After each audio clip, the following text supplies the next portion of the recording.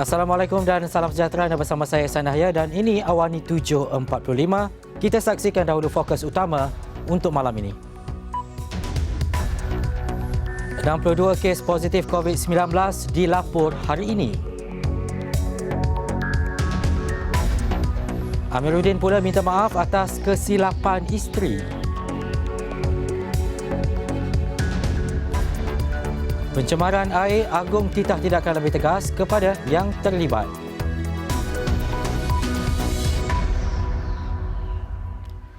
Awani 7.45 dimulakan dengan laporan ini. Kes baru positif COVID-19 di negara ini melonjak kepada 62 kes melibatkan 56 kes tempatan dan 6 kes import.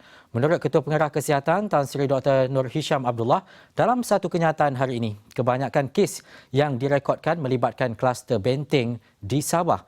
Dengan penambahan kes baru itu, ia menjadikan jumlah kumulatif di Malaysia adalah 9,459 kes dengan kes aktif dan kebolehjangkitan meningkat kepada 207 kes.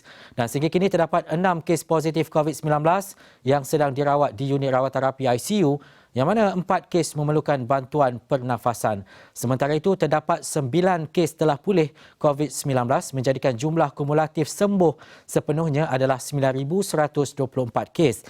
Tiada pertambahan kes kematian baharu direkodkan di negara ini pada Isnin dan jumlah kematian kekal 128 kes. Kementerian Kesihatan maklumkan terdapat 50 kes baharu positif COVID-19 yang dikesan dalam kluster Benteng Lahad Datu Sabah pada Isnin, sekaligus menjadikan jumlah kes dalam kluster ini adalah 66 kes. Menurut Ketua Pengarah Kesihatan Tan Sri Dr. Nur Hisham Abdullah dalam satu kenyataan, daripada jumlah kes positif dalam kluster ini, 30 kes merupakan warga negara Malaysia dan 36 kes bukan warga negara.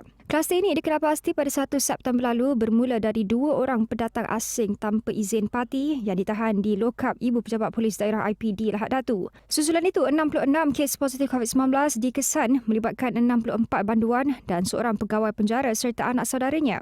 Dr. Nur Hisham jelaskan, kluster ini melibatkan 2 daerah di Sabah iaitu di Lahad Datu dan Tawau. Dalam pada itu, Pengerusi Jawatankuasa Pengurusan Bencana Negeri JPBN Sarawak, Datuk Ahmad Douglas Unggah memaklumkan rakyat Sabah akan tetap dibenarkan masuk ke Sarawak. Bagaimanapun, JPBN akan terus memantau situasi semasa di sana, terutamanya susulan peningkatan kes COVID-19. Anyway, kita masih memegang dasar bahawa kita membenarkan rakyat Malaysia dari Semenanjung, Sabah dengan Labuan untuk masuk Sarawak. Cuma kita akan tambah saring rawak random testing. We will review, of course, from time to time the situation. But at the moment, we maintain that policy. Kementerian Kesihatan Malaysia KKM memaklumkan terdapat satu kluster baharu di sebuah pusat perubatan di Kedah yang dikenal pasti sebagai kluster sungai. Dan menurut Ketua Pengarah Kesihatan Tan Sri Dr. Nur Hisham Abdullah, kes indeks iaitu kes ke-9,455 merupakan seorang anggota kesihatan di sebuah pusat perubatan di Kedah. Dr. Nur Hisham memaklumkan kes indeks itu bergejala sejak 30 Ogos 2020 tetapi tidak mendapatkan rawatan.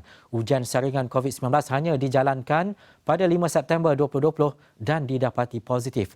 Kes kedua kluster ini iaitu kes ke-9,456 juga adalah anggota kesihatan di pusat perubatan di Kedah dan merupakan kontak rapat kepada kes indeks. Kedua-dua kes dimasukkan ke Hospital Sultanah Bahiyah Al-Usta untuk diasingkan dan diberi rawatan. Susulan itu, pengesanan kes secara aktif dan juga saringan kontak rapat telah dijalankan. Dan sehingga Isnin, seramai 57 orang telah disaring dengan 55 masih menunggu keputusan.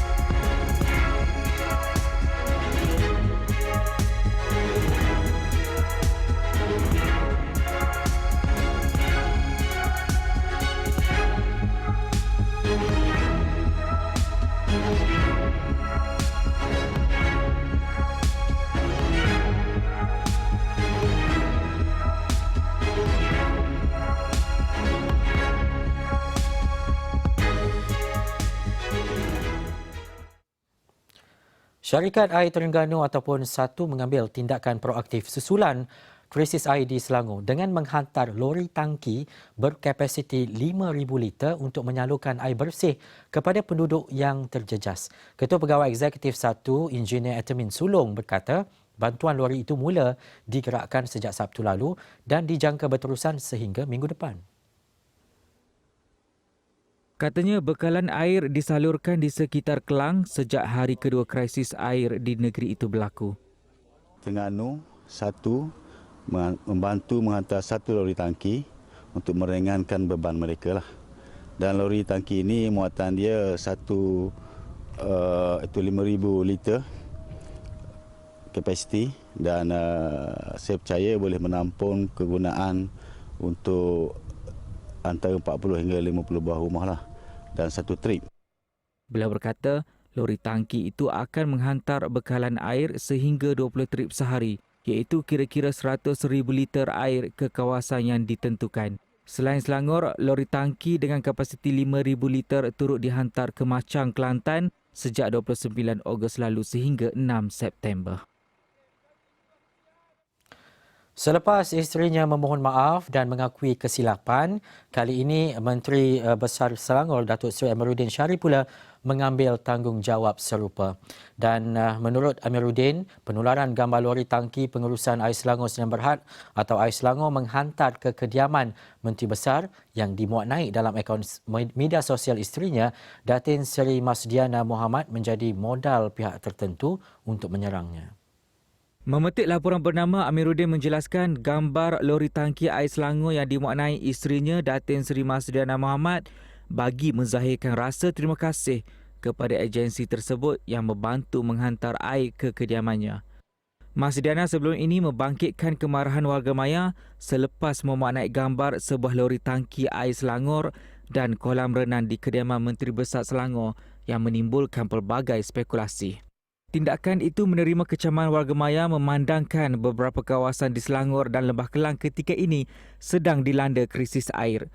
Bagaimanapun selepas menerima kecaman hebat warga maya, hantaran yang dimuat naik dalam laman Instagram miliknya itu telah dipadam, manakala akaun Instagram pula diprivasikan. Masdiana malah pada Ahad membuat permohonan maaf menerusi laman sosial Facebook. Beliau turut menafikan dakwaan kononnya lori tangki air berkenaan adalah untuk memenuhkan kolam renang di kediaman Menteri Besar. Lagi laporan mengenai krisis air yang berlaku di beberapa kawasan di Selangor dan juga Lembah Kelang akan kami bawakan selepas pukul 8 malam nanti. Baik, kita ke laporan berikutnya. MCA memberi bayangan tidak termasuk dalam 5 parti yang terlibat dalam permohonan untuk mendaftarkan Perikatan Nasional atau PN. Presidennya, Datuk Seri Wee Ka Siong, ketika ditanya mengenai perkara itu, enggan mengulas lanjut namun menegaskan parti itu sebahagian daripada komponen Barisan Nasional atau BN. Ini sudah berita lama, tapi saya cuma nak kata dalam konteks Barisan Nasional dia mengandungi UMNO, MCA, MIC dengan PBRS. Itu saja. So, kita sebahagian daripada kerajaan pemerintah iaitu Perikatan Nasional. Sebelum ini, Presiden UMNO Datuk Seri Ahmad Zahid Hamidi berkata, BN memutuskan untuk tidak menyertai PN secara rasmi, sebaliknya akan terus memperkasakan Muafakat Nasional MN bersama-sama dengan PAS dan parti komponen BN yang lain.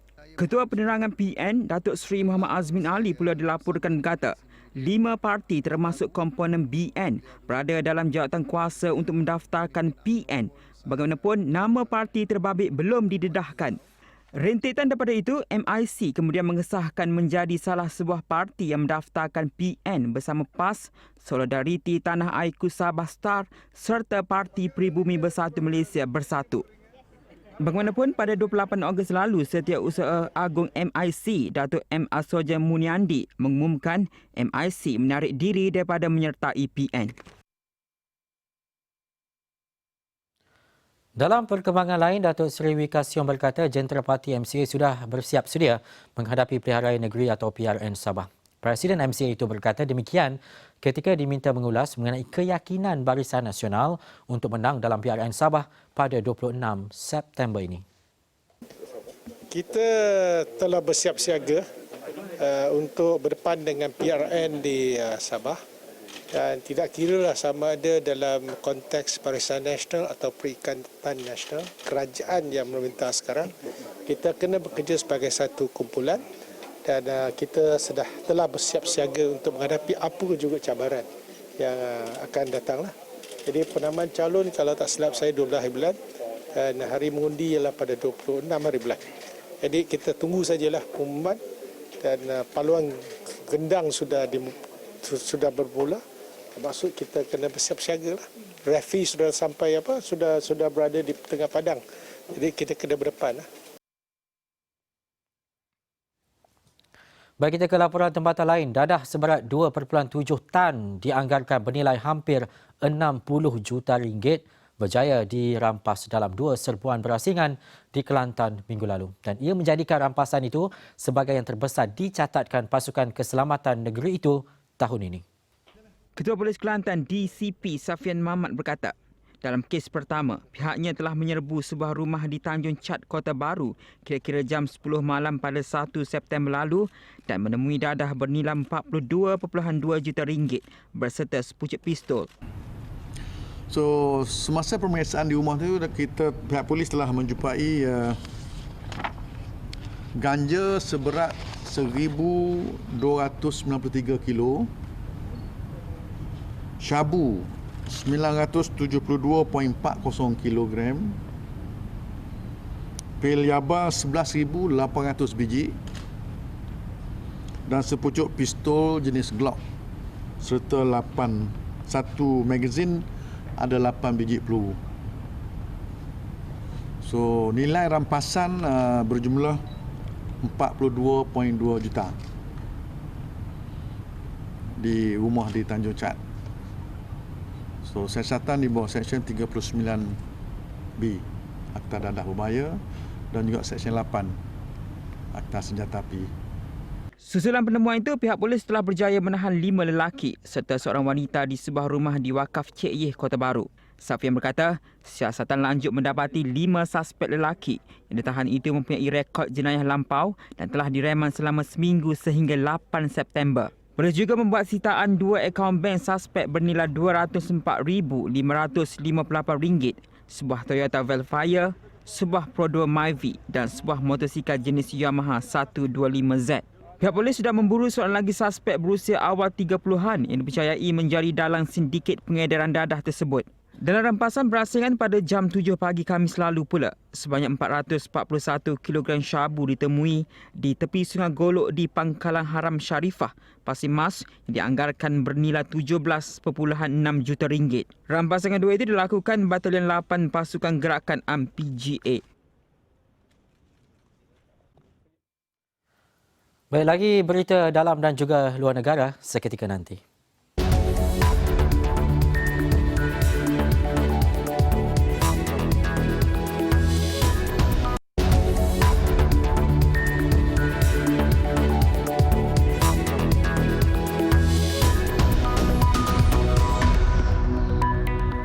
Anda sedang menonton Awani 7.45 bersama saya Sandra Hayam dan kita saksikan dahulu fokus utama untuk waktu ini.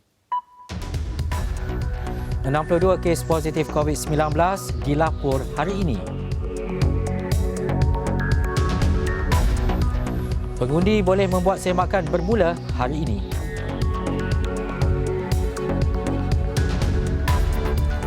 Rakyat dari 23 negara disekat memasuki Malaysia.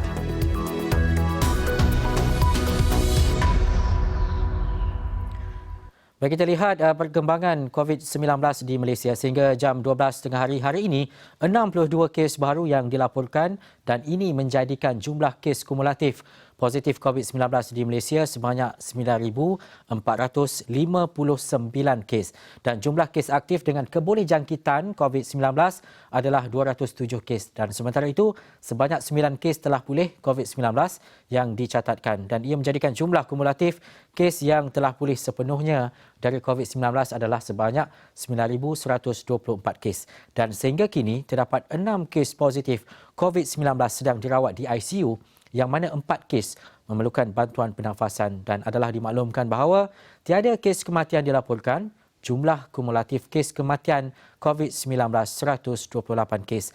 56 kes adalah kes penularan di dalam negara dan melibatkan 30 warga negara Malaysia dan 26 bukan warga negara. Yang mana di Sabah, 50 kes daripada kluster Benteng dan satu kes server akut yang mana sehari dikesan di Hospital Lahad Datu di Kedah dan 2 kes daripada kluster Sungai, satu kes saringan kluster Telaga dan satu kes saringan bergejala di sebuah klinik pergigian di Alustar.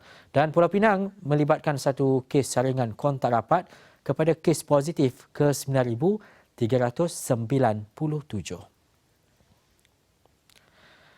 Dan seterusnya, Indonesia, India, United Kingdom dan juga Amerika Syarikat merupakan sebahagian daripada 23 negara yang diletakkan dalam senarai sekatan kemasukan ke Malaysia berkuat kuasa hari ini. Dalam Facebook rasmi Jabatan Imigresen Malaysia JIM turut dinyatakan bahawa sekatan itu dilaksanakan ekoran jumlah kes kumulatif positif COVID-19 yang melepasi angka 150,000. Pada 3 September lepas, Menteri Kanan Pertahanan Datuk Seri Ismail Sabri Yaakob memutuskan untuk tidak membenarkan rakyat dari negara yang mencatatkan kes positif melebihi 150,000 masuk ke Malaysia. Namun ada beberapa kes yang diberi pelepasan seperti kes kecemasan atau urusan berkaitan hubungan dua hala negara dengan syarat telah mendapat kelulusan Jabatan Imigresen.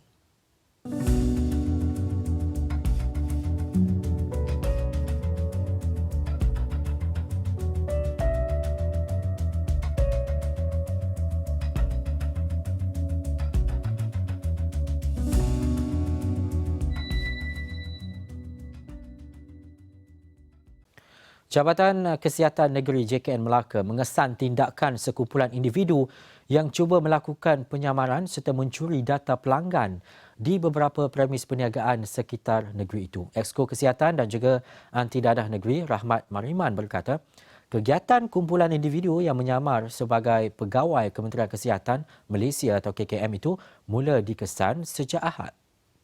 Katanya kumpulan berkenaan turut menggunakan modus operandi meninggalkan sebuah buku baru yang tertera jata negara dan nama kementerian yang ditulis dalam bahasa Inggeris dan mengarahkan pemilik premis menggunakan buku berkenaan sebelum memungut semula. Jadi apa yang berlaku adalah mereka pergi ke permis-permis dan juga mengambil data-data pelanggan, kemudian meletakkan poster ini, stiker di kedai-kedai. Jadi kalau melihat kepada stiker ni pun nampak kepalsuannya. Kan? Kita tengok dekat sini tidak menggunakan bahasa Malaysia, sebaliknya menggunakan bahasa Inggeris ni, Ministry of Malaysia ni, dan juga COVID-19 ditulis cuma COVID-19. Lepas tu bersejahtera ni pun kita tak faham, bukan My Sejahtera. Lepas tu ahli majlis daerah tanda tangan ini, kita pun tidak tahu ahli majlis daerah apa. Kan, sebab kalau ahli majlis PBT ni ada ahli majlis MBMB, Hang Tuah Jaya kan dan sebagainya. Kalau dalam di Jabatan Kesihatan kita pun tak ada ahli majlis daerah. Kita cuma ada lembaga pelawat hospital, lembaga penasihat, panel kesihatan dan lain-lain kan. Yang ni kita tidak ada.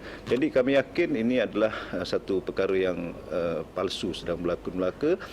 Mengulas lanjut ujarnya, sindiket berkenaan turut menggunakan kad kuasa kaki tangan KKM palsu bagi memperdayakan pemilik premis. JKN juga telah membuat laporan polis di Balai Polis Bukit Baru untuk siasatan dan tindakan lanjut berhubung kes. Sementara itu, Ketua Polis Daerah Melaka Tengah, Asisten Komisioner Afzaniza Ahmad mengesahkan menerima laporan berhubung kejadian berkenaan daripada pengusaha premis dan JKN. Katanya setakat ini tiada sebarang tangkapan dibuat dan siasatan lanjut termasuk mengenal pasti suspek terlibat masih dijalankan. Sebanyak 75.31% daripada 1,292 kawasan yang terlibat dengan gangguan bekalan air tidak berjadual dilaporkan pulih sepenuhnya. Dan Ketua Komunikasi Korporat Pengurusan Air Selangor Elina Basri memberitahu sehingga pukul 12.30 tengah hari Isnin, sebanyak 973 kawasan telah pulih sepenuhnya, manakala 319 kawasan masih dalam proses pemulihan. Sementara itu, 55 kawasan masih belum pulih sepenuhnya walaupun tersenarai dalam kawasan kumpulan 1 yang sepatutnya pulih pada pukul 12.30 malam Ahad. Hulu Selangor direkodkan dalam senarai pulih sepenuhnya, manakala Kuala Selangor dan Petaling masing-masing 99.25% dan 92.43%. Wilayah Gombak pula mencatatkan sebanyak 76.64% pulih, diikuti Kuala Lumpur 52.63%, Kuala Langat 50% dan Kelang Shah Alam 38.42%. Air Selangor sedang mengambil tindakan untuk menstabilkan sistem agihan bagi memulihkan kawasan berkenaan. Khamis lalu sebanyak 1,292 kawasan di 7 wilayah sekitar Lembah Kelang mengalami gangguan bekalan air tidak berjadual bermula jam 10 pagi susulan pencemaran sumber air mentah di Sungai Selangor. Dua pekerja kilang yang menjadi punca pencemaran melibatkan kawasan perindustrian di Sungai Gong direman 6 hari bermula Isnin bagi membantu siasatan. Magistrate Nik Muhammad Fazli Nik Azlan mengeluarkan perintah reman itu sehingga 12 September depan. Terdahulu, kedua-dua mereka tiba di Kompleks Mahkamah Selayang sekitar jam 9 pagi selepas ditahan di premis kilang di Jalan Batu Arang, Rawang pada Ahad. Perintah reman dikeluarkan bagi siasatan kes mengikut Seksyen 430 Kanun Keseksaan kerana melakukan perbuatan khianat. Sabit kesalahan boleh dikenakan hukuman penjara tidak kurang daripada 5 tahun dan maksimum 30 tahun dengan denda atau kedua-duanya sekali. Sebelum ini, 4 beradik yang juga pemilik premis kilang berkenaan direman berhubung kejadian sama. Pencemaran yang berlaku menyebabkan 7 wilayah di sekitar Lembah Kelang mengalami gangguan air selepas 4 loji rawatan air LRA terpaksa dihenti tugas.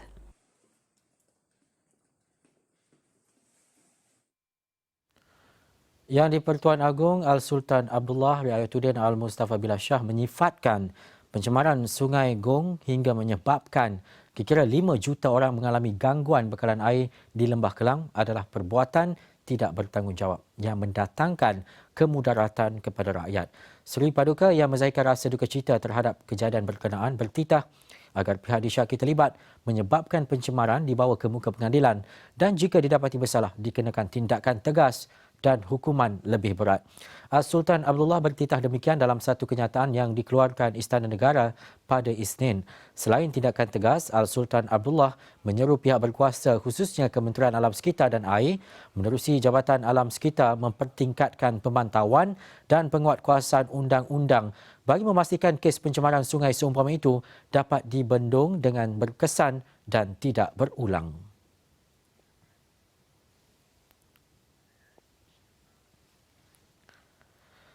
Setiap hubungan pasti wujud cabaran. Ramai antara kita mengimpikan hubungan yang bahagia.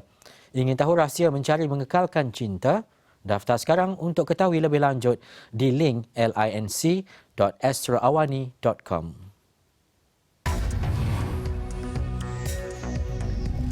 Prosedur rayuan Musa Aman ditangguh esok.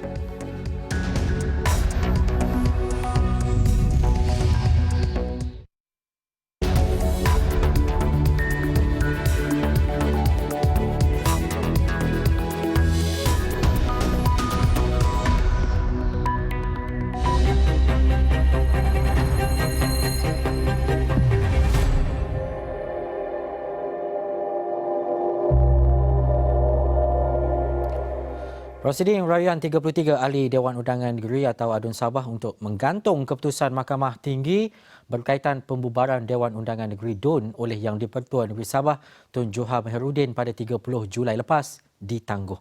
Mahkamah Rayuan Putrajaya menetapkan prosiding berkenaan disambung Selasa. Pada 21 Ogos lalu, Pesuruhjaya Kehakiman Lieutenant David Shim menolak permohonan 33 adun berkenaan untuk mendapatkan kebenaran semakan kehakiman bagi mencabar keputusan Yang di-Pertua Negeri membubarkan DUN pada 30 Julai. Menurutnya, pengisytiharan pembubaran DUN itu juga adalah mengikut perlembagaan dan sah. Susulan pembubaran DUN, SPR menetapkan 12 September sebagai tarikh penamaan calon dan 26 September sebagai tarikh pengundian bagi pilihan raya negeri PRN Sabah. Mereka yang layak mengundi bagi pilihan raya Dewan Undangan Negeri DUN Sabah ke-16 boleh membuat semakan pusat dan juga tempat mengundi atau saluran mulai hari ini. Setiausaha Suruhanjaya Pilihan Raya SPR, Ikmaruddin Ishak memaklumkan semakan itu boleh dibuat melalui 4 kaedah iaitu portal SPR, aplikasi My SPR Semak, perkhidmatan pesanan ringkas dan juga hotline SPR. SPR juga meneruskan inisiatif penghantaran kad pengundi kepada lebih 1.1 juta pengundi biasa untuk memudahkan mereka merancang keluar mengundi. Kad pengundi itu mengandungi maklumat pusat, saluran, nombor bilangan pengundi, tarikh, masa pengundian dan cadangan masa keluar mengundi yang digalakkan. Bagaimanapun, Ikmaruddin menjelaskan sekiranya pengundi tidak dapat hadir pada masa yang dicadangkan, mereka boleh keluar mengundi mengikut kelapangan masa dari pukul 7.30 pagi hingga 5 petang atau berdasarkan waktu mengundi yang diwartakan. Dalam pada itu, SPR menegaskan bahawa pengundi masih perlu membawa kad pengenalan bagi pengesahan identiti untuk mengundi. Jamawi Jaafar menafikan menyertai Parti Cinta Sabah yang dipimpin Datuk Seri Anifah Aman. Dan penyandang Don Kemabung itu menjelaskan beliau masih setia dan juga menyokong Barisan Nasional dan Perikatan Nasional. Oh, tidak sama sekali tidak. Menyokong Barisan Nasional, Perikatan Nasional untuk Pilihan Raya Sabah. Barisan Nasional, insyaAllah. Selain itu, Jamawi Jaafar memberi bayangan menjadi calon mewakili UMNO di kerusi Don Kemabung pada Pilihan Raya Negeri PRN Sabah nanti. BN Sabah dijangka mengumumkan calon bagi PRN ke-16 ini pada Rabu. Sebelum ini, Suruhanjaya Pilihan Raya SPR menetapkan 12 September ini sebagai hari penamaan calon.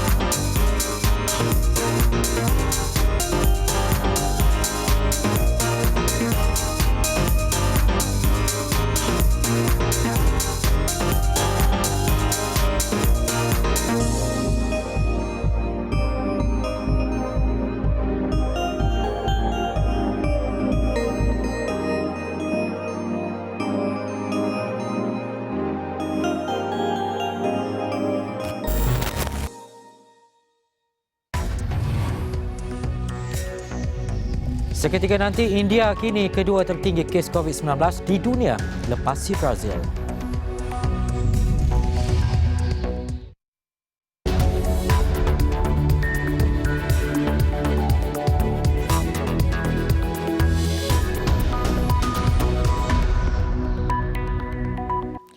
Baik, kembali dalam Awani 7.45, kita ke laporan antarabangsa.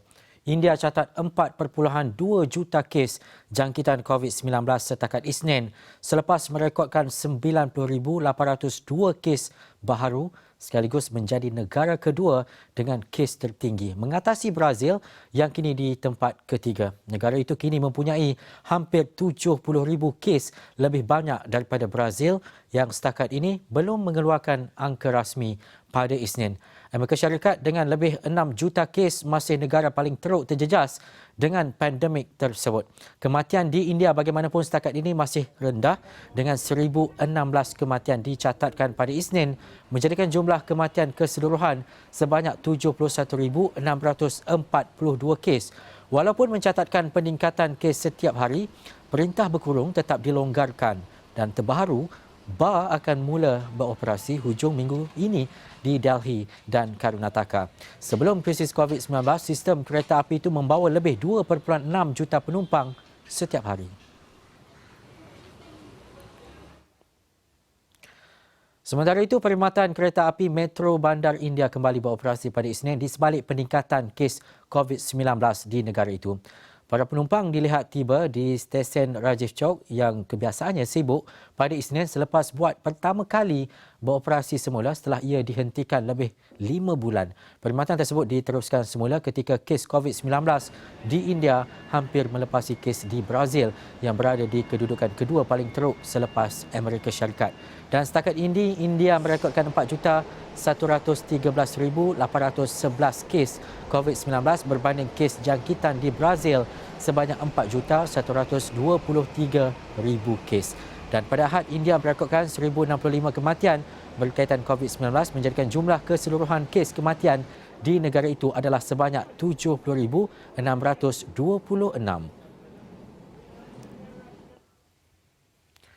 Indonesia mencatatkan 2,880 kes positif baharu COVID-19 dalam tempoh 24 jam, menjadikan kes positif keseluruhan Republik itu kini meningkat kepada 196,989 kes. Dan menurut pemerintah Indonesia, sebanyak 89,992 lagi pesakit masih dalam pemantauan virus berkenaan. 105 lagi kematian direkodkan dalam tempoh 24 jam, menjadikan jumlah kematian kumulatif kini adalah 8,130 kes. Provinsi Jakarta mencatatkan kes positif keseluruhan tertinggi di Republik itu iaitu 47,379 kes dengan tambahan 1,046 kes baharu. Yang mana Jawa Timur pula merekodkan jumlah kematian keseluruhan tertinggi iaitu 2,576 orang diikuti Jakarta. Hampir 300 pelarian Rohingya ditemui di sebuah pantai di Aceh, Indonesia pada Isnin dan dipindahkan oleh sukarelawan tentera, polis dan Palang Merah. Dan menurut pihak berkuasa kumpulan itu tiba di pantai Ujung Belang dengan sebuah kapal. Seramai 181 wanita, 100 lelaki dan 14 kanak-kanak diberi tempat perlindungan selain menerima bantuan daripada penduduk tempatan, pihak berkuasa serta petugas kesihatan. Pada Jun lalu, nelayan Indonesia menemukan 94 pelarian Rohingya yang lapar dan lemah di atas kapal kayu di Aceh, wilayah paling barat Indonesia. Ratusan ribu warga Rohingya melarikan diri dari Myanmar kerana tidak tahan tindakan keras tentera dan juga majoritinya tinggal di kem pelarian yang padat di Bangladesh.